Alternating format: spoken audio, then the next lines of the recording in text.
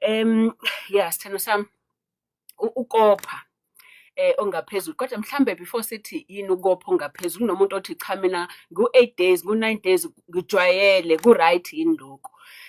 Asike sikhulume ngokuthi ukopha oku-right ukuze sazi ukuthi oku-wrong okuphi, okay?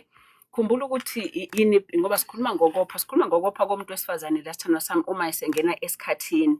Yini-ke isikhathi kongazi isikhathi yileso sikhathi umzimba wakho lapho umzimba wakho ingaphakathi kwesibeletho sakho likhipha indonga zazo mase wena uyopha ngenxa yokuthi wena ngaleyo nyanga awuzange uzubambe ngoba khumbula ukuthi umzimba wakho ufunani kuphela wena ngesibeletho sakho. Umzimba wakho uthi ufuna ukuthi ubambe isidoda ukuze uzithwale.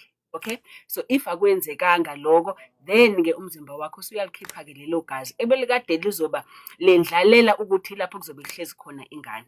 Okay, kuze kwenzeke lokho sithando zami angithi kunama-hormones asebenzayo umuntu wesifazane lawo kuyiwona enzayo ukuthi uma iqanda lakho selivuthiwe seliyazi ukuthi livuthiwe iqanda lalo muntu kusho ukuthi angihambe-ke ngindlale-ke manje mina ngindlale phansi lapha lokuzodlala khona ingane.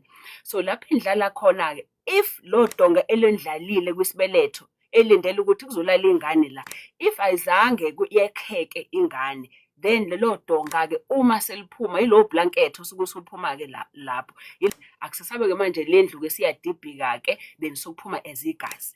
Okay, asikhumbule ukuthi akulona igazi kuphela sithando sami uma kuphuma. Ngiyazi abantu basho ukuthi igazi nje, akulona igazi, khona insalela leqanda leli bekumele ngabe le-fertiliziwe, kukhona iy'nsalela zodonga zesibelethe, kunamafinyela, kunento eziningi nje ezikhona lapho kungabi igazi kuphela. Okay, and mhlawumbe okunye okubalulekile ukuthi kumuntu wesifazane opreventayo igazi eliphumayo kulena lalifani nalo muntu ongaprevent ngoba khumbula ukuthi uma upreventa wena kwagazi kuyigazi more lapho than leli lama-period ngoba leli lama-period selimikise nento eziningi. Okay, kuna-vitamin khona lapho nento eziningi khona. Okay, now if sesithi-ke thina-ke wena wopha ngokweqile, okay, kusuke sokuyini either wena lokhu kwakho ukopha ngoba khumbula ukuthi umuntu wesifazane uney'nsuku zakhe, khona opha u-5 days, omunye u-7 days njalo njalo, iy'nsuku zakho lezo.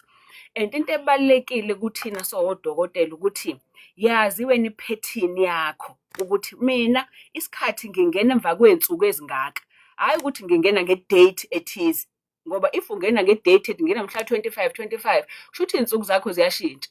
Okay, into ebalulekile ukuthi lo suku oqalile ngalo ungena esikhathini kule nyanga nosuku oqalile ngalo ngenyanga ezayo zingakho iy'nsuku. Sike sithi 28 days-ke sithando sami kodwa akusho ukuthi kumele kube 28 days. Siyahlawumbelisa nje umthetho wakhona kunabantu abawu-24 days khona abawu-32 days. Into ebalulekile kuwena ukuthi zingakho ezakho. Bona-ke ukuthi if uno-24 days ngoba iy'nyanga iy'nsuku ziwu-30 enyangeni, so if una-24 days kungenzeka ukuthi uma ungene umhla ka-1 kule nyanga u-24 days kuwumhla 25 uzophinda futhi kule nyanga. Wena ubona ngathi isikhathi sakho asihambi kahle ngoba uphinde kabili enyangeni, kanti cha ku-right kuwena ngoba kuwena ezakho iy'nsuku 24 days. You understand? Kube khona umuntu mhlawumbe ongena esikhathini after 32 days, so uyabona ukuthi uzongena kule nyanga udlula u-30 days kule nyanga enye ngoba u-30 days inyanga aze ngene enyangeni edlule athi isikhathi sami asikho right ngoba kuney'nyanga engayi kuzona, kanti wena ungena nje after 32 days. So kubalulekile ukuthi umuntu uzazi ukuthi lo suku oqale ngalo namhlanje ukuthi ungene ngosuku oqale ngalo ngenyanga ezayo zingakhi lezo nsuku. Yizona iy'nsuku ezibalulekile-ke lezo ezisho ukuthi wena iy'nsuku zingakhi before ungena kwi-period, before uphenika ukuthi unenkinga ema-period. Okay, now sukuba inkinga nini-ke sithando sami, sukuba inkinga-ke manje uma wena mhlambe suwopha kakhulu.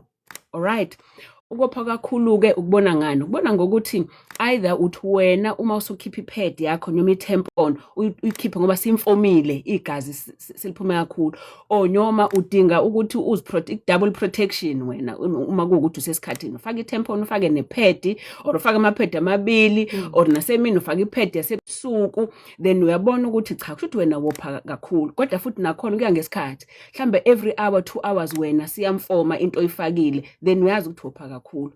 Or unamahluli, abanye bathi amahluli, abantu amahlwili. If ihluli lakho sithando sami lingaphezu kwa-5 rand, wonke umuntu uzoba nalo vele ihluli ngoba whenever igazi lima lakho ihluli, angithi? So but if wena leli lakho ihluli uthi uma ulibona meliphuma lingaphezulu kwa-5 rand, unganani 5 rand, Okay, if lingaphezu kwa-R5 then sunenkinga, ngoba lokho kusho ukuthi kwa-system yakho nomzimba, angithi umzimba wakho uyazi ukuthi eyi kuyopha laphayana fanele either igazi ngilihlakaze kuze lingami igazi, ngoba umzimba uyazi ukuthi kuma kwegazi akuyona into e-right. Okay, so lokho kusho ukuthi kuwena ispeed sokuthi wopha kangakanani kungaphezulu, nevolume inkulu kakhulu, so umzimba wakho usakwazi ukucontrol igazi ukuthi ulihlakaze kahle, ligcina selimile sangaphakathi phela kwesibeletho, ligcina selimile legazi selakha ihluli. So once lehluli lakho langaphezulu kwa-R5 coin, then inkinga le sesithi thina wopha kakhulu. Okay, yini-ke manje izinto ezingase zenze ukuthi ube nalo hluli la-R5 nangaphezulu. Okay, or wophe kakhulu lokhu ukuthi suyamfoma into ozifakile zokuthi uzivikele. Alright, number one omkhulu walapho kungenzeka kube ama-fibroid. Okay, khumbula ukuthi yini i-fibroid? I-fibroid kusuke kuyinyama zakho, ama-muscle, akuyona i-cancer. Okay, kodwa kukhula nokuvuvukala kwey'nyama zakho, ama-muscles, kuy'ndonga zesibeletho. Alright, and kungenzeka ukuthi kungaphakathi odongeni lesibeletho, kungenzeka kumlomo wesibeletho, ngaphandle kwesibeletho, kodwa kusuke kuyi-muscle, kusuke kuwuwe ovele wavuvukala ngaphakathi, iy'muscles zakho za-divide zaningi. Okay, and ngiyazi ukuthi abaningi abantu abale bethi umhlume, ngifuna ukukuhlukanisa mhlawumbe sithanda sami. Okay, ngoba i-fibroid iwuwe, angithi okusho ukuthi i-fibroid nayo njengoba nawe unegazi, umzimba wakho uzibona ukuthi uyiyo lento emilile, mase umzimba wakho uyiphi igazi phela ukuze iphile. Yiko i-fibroid yopha kakhulu ngoba iyadla lokho okudlayo, iyadla nayo iwena, ithola igazi lakho, inegazi lakho nawe ngoba iyinyama zakho. Alright, that is why igcina suwopha kakhulu wena ngenxa yokuthi suwumile lokho kuthiwa i-fibroid. Okay, mase kuba nomehluko-ke naloku-ke mina ku-Dr. Mthembe ngithi ikona okuwumhlume. Okay, ngoba umhlume kusuke kuyinto ehlumile, into emilile lapho. Okay, nawo umhlume uzokwenza futhi uwophe.